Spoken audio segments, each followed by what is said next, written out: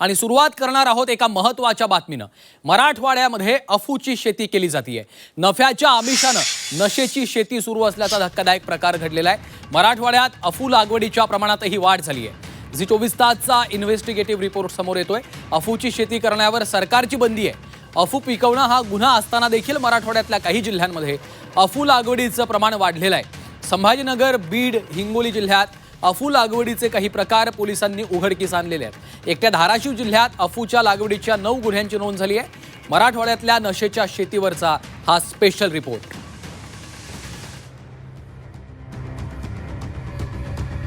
मराठवाड्यात अफूची शेती,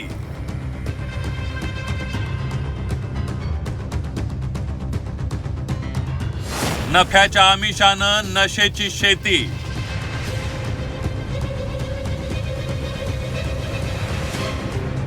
अफूच्या लागवडीचं प्रमाण मराठवाड्यात वाढलं।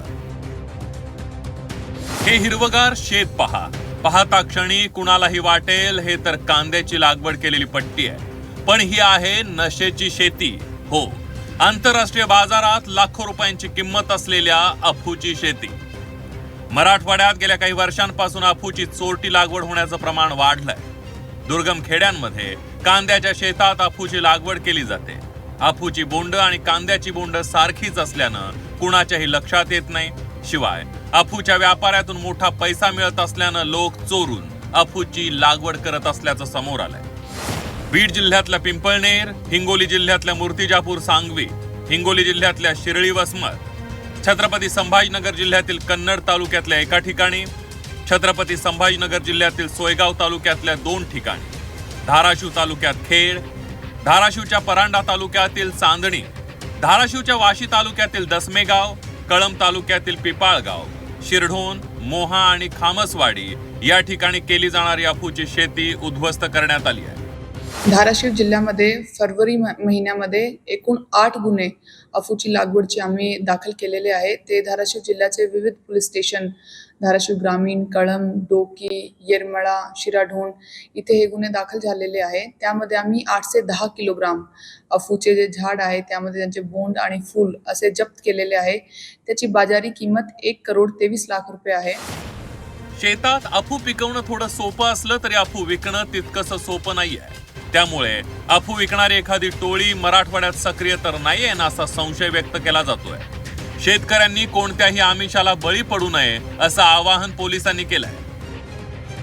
मी सर्व जे शेतकरी बांधव आहे यांना आवाहन करते की कुठलीही आर्थिक प्रलोभनची बळी पडू नये।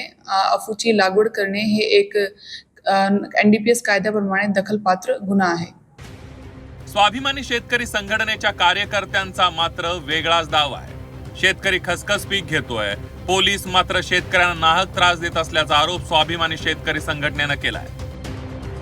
धाराशिव जिल्ह्यामध्ये बघितलं तर गेल्या 15 दिवसापासून सुरू असलेल्या शेतकऱ्यांच्या शेतावर जाऊन धाड टाकण्याचा प्रकार, पारंपरिक पीक असं खसखस म्हणून पारंपरिक पीक आहे, त्या पिकाची लागवड खसखस हा मसाल्याचा पदार्थ आहे, परंतु प्रशासन याला लोकांना सांगू इच्छितं की हे खसखस हे अफू आहे, म्हणून त्या शेतकऱ्यांवर गुन्हे दाखल केलेले आहेत। महाराष्ट्रातला शेतकरी शेतात नशेचं पीक पिकवणार नाही, यामागे कोणीतरी संघटित पद्धतीनं शेतकऱ्यांना आमिष दाखवत असावा असा संशय आहे। पोलिसांनी अशा प्रकारची नशेची शेती रोखण्यासाठी डोळ्यात तेल घालून काम करण्याची गरज निर्माण झाली आहे। ज्ञानेश्वर पतंगे, झी 24 तास, धाराशिव।